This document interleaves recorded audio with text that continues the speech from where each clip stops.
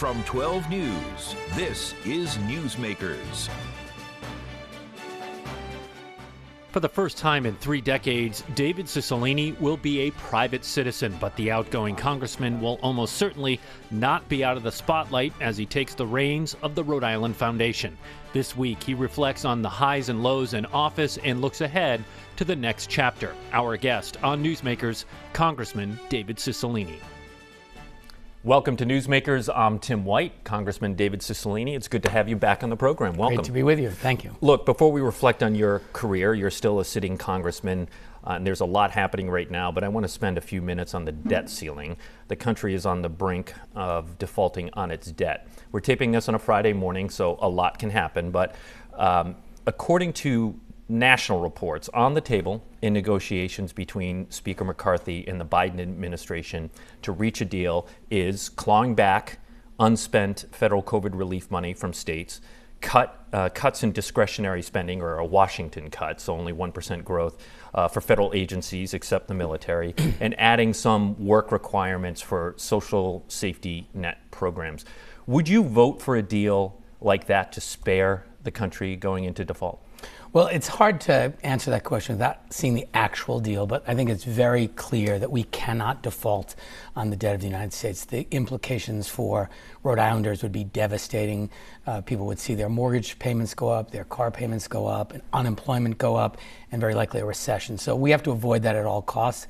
I think the president recognizes that, and he is attempting to strike a deal that protects his priorities, our priorities, but also prevents a default. So we'll have to see what that deal is. But, you know, what's really disappointing is all of the discussion has been about cutting things that help working families, and our Republican colleagues have been unwilling to even consider rolling back any of the $1.7 trillion tax cut that they gave to the richest Americans and the wealthiest corporations that was unpaid for, that has contributed to this debt significantly. So sadly, that conversation is not occurring because the Republicans will not discuss it. It's only about cutting programs. So we'll see what the final deal is, but I think everyone in the Democratic caucus recognizes we can't have a default. Well, are you sure everybody in the Democratic caucus? You confident about that? Well, I'm confident that everyone recognizes we can't have a default. Okay, I guess, you know what, my question being, do you think there are enough Democrats to vote for a deal that would include cuts? Yeah, I think the president will reach a deal that will have the bulk of the Democratic caucus supporting and some number of Republicans. I think the deal that, at least that's being described, I think is likely to have bipartisan votes, but enough to pass. You know, you're on your way out the door. You can be a little bit more candid here. What happened? Are there people in your caucus, members of your caucus, who are mad because early on Biden was like, there will be no negotiating? What happened to no negotiating? Yeah, I mean, I don't think the language of there was no negotiating was actually useful. I think most people heard that and thought, of course there has to be negotiating. There's always negotiating. This is a divided government with Republicans and Democrats controlling each of the chambers. So I think what the president meant was we are not going to negotiate in terms of default. Like, that can't happen, and he should have made that clear. And I think, you know, it would have been helpful, frankly, if the president addressed the nation and said, look, this is what the Republicans are proposing, these devastating cuts, like really so people understood what was at stake. I think he believes that, you know, having the negotiations remain sort of confidential between the parties will more likely produce an agreement, and probably that's true. So, you know, I think we have to wait until we see the agreement to decide whether it was a good strategy. Did congressional Democrats make a misstep here? Should the House, under Democratic control, have raised the debt ceiling last year to take care of this when you guys were in charge? Yes. I mean, I think we should have, if it was permitted under the reconciliation process, I think it would have been very sensible to do it then. I'm not sure it is permitted under the Senate rules. Can't you raise the debt ceiling whenever you want? Well, you can do it, but the problem is you would need Republican support in the Senate because of their rules. You have that 60-vote threshold. The only way you could avoid the 60-vote threshold is through the reconciliation. If it could have been done during reconciliation, then yes, it should have been done then. Push come to shove, is the 14th Amendment on the table for you? It should have been. I think that's actually one of the missteps. I wish the president had said, because I think it's very clear from the language of the Constitution, the 14th Amendment obligates us to honor the debts of the United States. And I think the president had said at the beginning, of course the 14th Amendment is available to me. I'm going to negotiate in good faith, but if not, I'm going to use that. He would have had significantly more leverage at the negotiating table. I think once he sort of suggested he wasn't going to use it, McCarthy presented with two choices, a terrible deal or a default.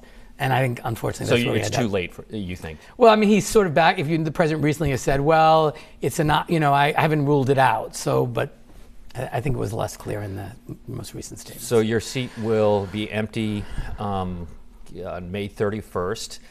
Who knows when the vote's going to happen, but there is a scenario in which this vote happens after you leave, which means one less vote for Democrats. Is that on your mind, that you've made this much harder for your party in this situation, or could make it much harder? Yeah, I mean, I spoke to Hakeem Jeffries, the Democratic leader, to ask about what he thought as far as timing, because my intention has always been to leave effective May 31st at midnight, so June 1st.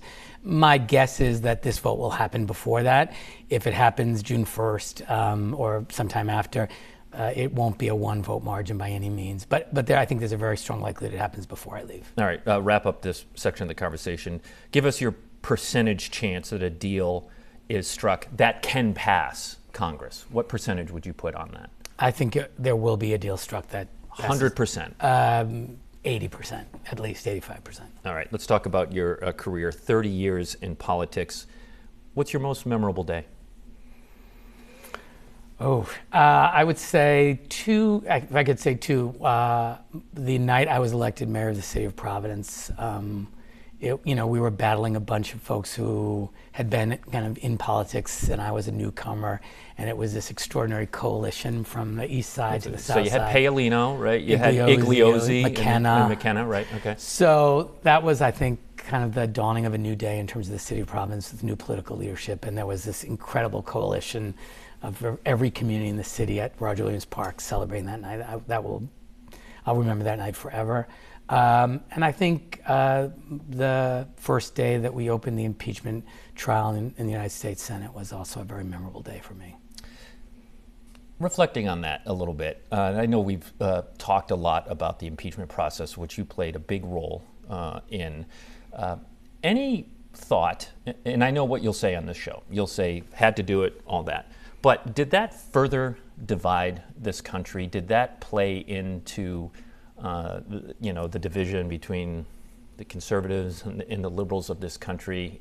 Has there been a negative impact from that? Because the impeachment process didn't work, and I think in your heart of hearts you knew it wasn't going to work. It wasn't going to get through the Senate. Yeah, I mean, I don't think it further divided the country, and I think, frankly, the harm to America would have been much greater if we had not proceeded with impeachment. If the message was that a president of the United States could lead an insurrection against the government of the United States and not be held accountable, or at least an effort made to hold him accountable, that would be a very dangerous precedent in this country. And it's important to remember, although we didn't meet the threshold that's required in the Constitution, a majority of the United States Senate, a clear majority, the most bipartisan vote ever in an impeachment proceeding, found the president guilty of inciting a violent insurrection against the United States.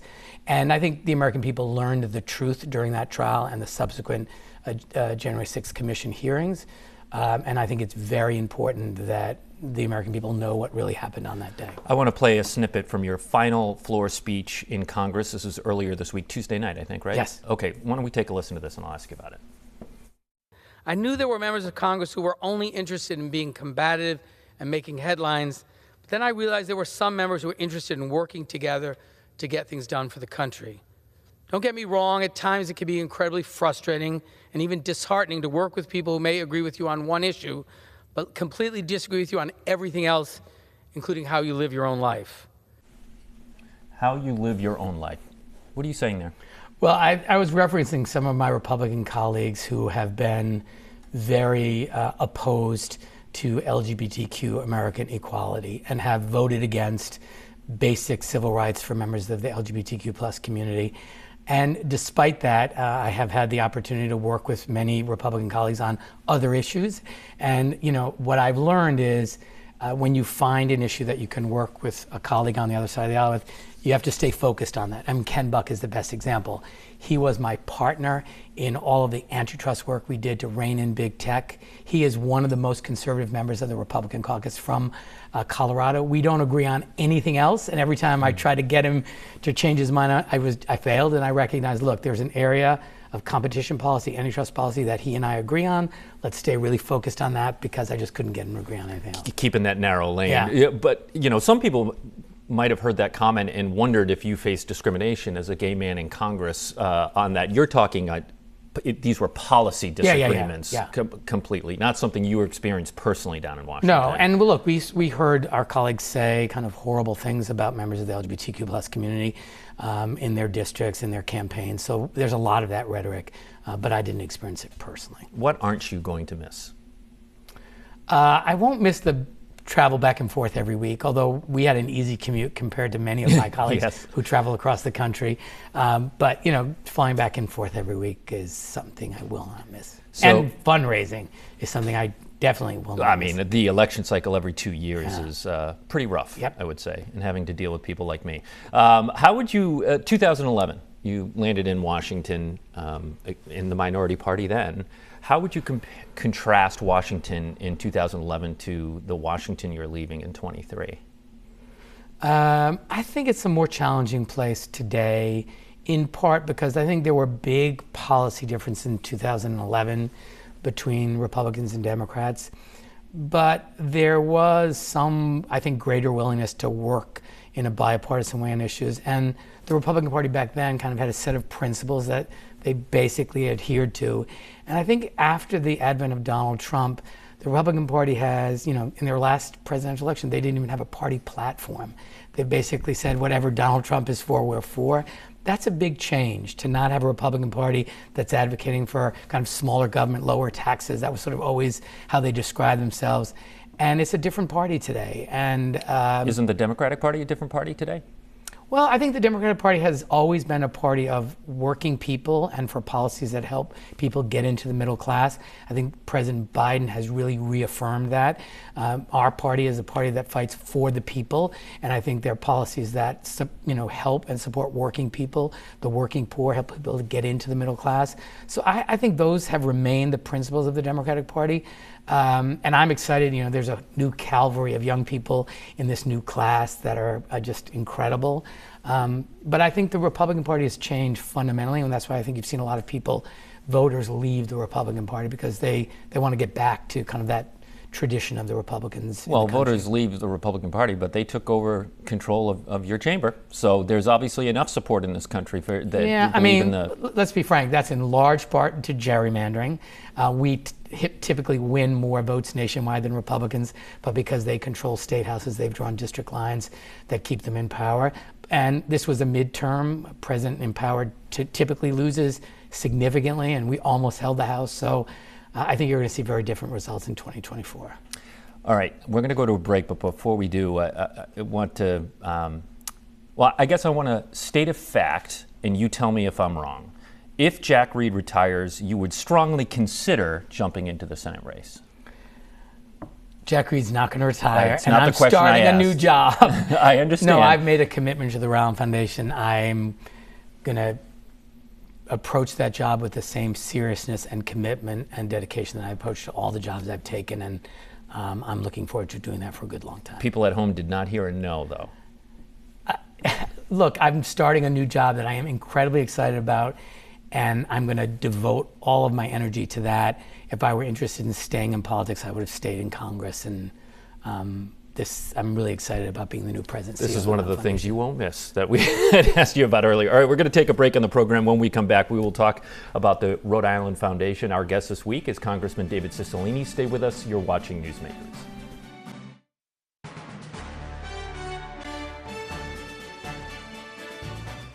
Representative is a job title Mr. Cicilline has. It's his title and it's his job description for representing the people of Rhode Island. He loves his district, he loves his state, he loves his country. And that representative coming to the floor and speaking for those people, every time he did so with great pride. Speaker Emerita Nancy Pelosi on our guest, Congressman David Cicilline, whose last day is May 31st. Congressman, just sticking with Congress for a bit before we look forward. I've heard you bemoan the partisanship down in Washington, but I do wonder if you haven't played a role in building sort of that caustic atmosphere. You were one of the main mouthpieces of the House Democratic leadership. You have not been shy about being an outspoken partisan critic. Did you raise the temperature down there? No, look, I am very proud of the role that I played, not only in developing the Democratic agenda that brought us back into the majority, but criticizing Republican policies that I thought were bad for Rhode Island. I also have a very well-established record of working with my Republican colleagues. As I said earlier, led this antitrust investigation with Ken Buck in a very bipartisan way, worked with Fred Upton on the active shooter alert. So on every major piece of legislation, the Equality Act, Brian Fitzpatrick, another Republican, on every major piece of legislation that I worked on, I always found a Republican to co-lead it with me and worked on issues that I could with my Republican colleagues. And I think you can do both things, work in a bipartisan way, but also draw a contrast between what you offer and what the other party offers. Yeah, but wait a minute. I mean, one of the people remember and made headlines is during the discussion on gun legislation, you said, talking about constitutional rights, spare me the BS, but you said the expletive there. Your role is to get legislation passed. How is rhetoric like that going to pass gun legislation? Well, we did pass gun legislation. We passed the first gun legislation in 30 years in the House. It didn't go as far as you wanted. No, it didn't. And we passed the assault weapons ban out of the House, which was my bill. So we made a lot of progress. But look, that was an argument where they were arguing about their constitutional right to own a firearm and use it. And there were people in the audience of that hearing who were family members who lost loved ones to gun violence. And the point was, what about their constitutional right to live? What about their constitutional right to enjoy assembly in a neighborhood park or a synagogue or a church and to exercise their religious freedom free of gun violence? So like this notion that the Second Amendment takes precedence over every other constitutional right is nonsense. And that's what that comment came from. All right, let's talk about the Rhode Island Foundation. I should disclose that the Rhode Island Foundation is an underwriter of Newsmakers, and thank you in advance for your continued support. I asked Neil Steinberg, the current president and CEO of the foundation, about this. He was just here last week, actually. There was some criticism of picking you because you're a partisan guy, and I'm wondering how you're going to navigate that in terms of fundraising for the foundation and all of that. Are you going to be able to shelve that partisanship, turn it off after 30 years to take on this new role? Yeah, look, I had a very different set of responsibilities as a member of Congress and as a mayor and as a state legislator. The Rhode Island Foundation is explicitly a nonpartisan organization. I understand that, and I understand that I will be in a very different role. This is one of the oldest and largest community foundations in the country. It's an extraordinarily important organization here in Rhode Island. It is able to convene people to address many of the biggest challenges facing our state. And it has donors and supporters and partners that range the political spectrum. So I recognize I'm in a very different role, and I'm actually looking forward to transitioning from the world of politics to the world of philanthropy and taking everything I've learned in the last 30 years and building upon all the policy work that I've done to make an even greater impact in Rhode Island as president and CEO of the Rhode Island Foundation. Neil Steinberg had a real focus on education and housing. The foundation funded big studies in those two areas. What will be your priorities? Have you thought about it? Yeah, I mean, I've been thinking a lot about it. The foundation has actually three strategic initiatives. One relates to economic opportunity for all Rhode Islanders, ensuring that everyone has access to quality, affordable education, and improving the quality of public education. So those are the three big buckets. It obviously does lots of other work, but one of the things I'll do early in my tenure is do some strategic planning, do an assessment as to whether or not those are still the right three areas. My guess is they are. It may be that there are some additional ones that we should focus on, but that will be a process that includes the community and the board. But they've done extraordinary work. Neil has been an incredible president and CEO, and I look forward to building on the work that he's done over the next several years. Yeah, I thought about where the Rhode Island Foundation sits, and overlooking Kennedy Plaza. The other thing it overlooks is your old office, right, at City Hall. And since you've gone to Congress, mayors have come and gone, but some of the problems still remain. And the two biggest, struggling schools and the crushing pension debt. And you're a resident of Providence, what worries you most? Yeah, look, I think the new mayor has done a magnificent job in the early days of his administration, so I have a lot of confidence he's going to tackle many of these problems. I think the area of public education remains one of the greatest challenges facing Rhode Island. If I could change one thing about our state and we could have the best public schools in America, it would transform Rhode Island. So I think that's something that I expect to continue to focus on at the Rhode Island Foundation and to be a good partner in the work that's being done, because it impacts so much else about our economy, about our quality of life, about the ability of young people to stay in Rhode Island, to have opportunities. So that's, I think, one of the biggest and most serious and urgent challenges facing Rhode Island. Should the state takeover of the Providence schools end before I believe the deadline was pushed to 2027.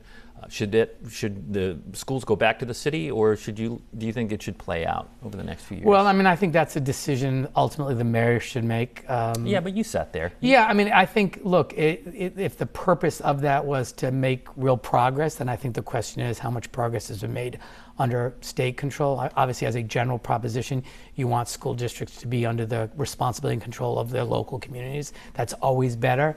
And so I think, this new mayor has made it clear that improving the quality of public education is a priority for him. I think the sooner he has the ability to do that and have responsibility for his district, the better. But that's obviously a judgment that the governor and the mayor will make with respect to the capital city. I brought it up, so I do want to ask you about it briefly. The crushing unfunded liability in the city pension, is that just something that the city is going to have to live with, continue to draw on city finances at the expense of certain services, or is there something more to be done there? Well, I know that there are a number of recommendations that have been made from a variety of different pension review committees. I know the prior mayor had some proposals. I have not studied all that, but I think there are different ideas about how you deal with that unfunded liability. I mean, the very least you can do is make the full pension payment, which we did in the 8 years that I was mayor. That had not been done by my predecessor. And literally there were years that about half of the payment was made, which is, you just can't do that. But I think has to be some bold thinking to be sure that remains solvent and that people can continue to rely on a pension if they've been a city employee. Pivot back to Congress. We have about 4 minutes left here. Of all the bills you sponsored that became law, what are you proudest of? I would say that the legislation that I introduced in connection with the antitrust investigation was important, because it was an area I didn't know a lot about. I spent a lot of you were sort of really pushed into it. I learned a lot about it. We kind of reawakened antitrust policy in this country, and we passed legislation that will give antitrust enforcers both the tools and resources to really enforce good competition policy. I think legislation that I introduced also to make it easier to get generic drugs to market and to save seniors millions of dollars across the country is really important. The Amigos Act, which was important for the Portuguese people because they were left out of a visa system because of when they joined the European Union. Also, legislation I introduced that bans the use of forced arbitration in sexual assault cases will help millions and millions of victims of sexual assault in the workplace from allowing them to get redress. And obviously the Equality Act and the assault weapons ban were two really important things. Unfortunately, we got them out of the House twice. Yeah. We couldn't get them through the Senate. So I wondered if there was if you could have a parting gift, and they said, before you leave, you can get one law passed, a piece of legislation passed, but you have to choose one. What would it be? The Equality Act with an amendment that included the assault weapons. You can't. That does not. That does not work. That's a terrible answer. Nice try, though. I want to ask you about the CD1 race. I think we're up to 157 candidates at this point for running. No, we're, in the upper teens now. Can you see yourself endorsing in the first congressional race before the primary? No. Look, first of all, there are great candidates. I know almost every one of them personally, which has been a great privilege for me. As I mentioned earlier, my new role at the Rhode Island Foundation will require me to be explicitly nonpartisan. And I think for me, I recognize I'm not coming from another philanthropic organization, so I have to demonstrate to people very clearly that I understand this transition from being a political elected person to running the largest source of funding for nonprofits in our state, one of the oldest and largest community foundations in the country. And I'm going to make it very clear from the very early days that I understand that transition. And so I won't be involved in political campaigns. I won't make an endorsement of a candidate. What's been your favorite mispronunciation of your name?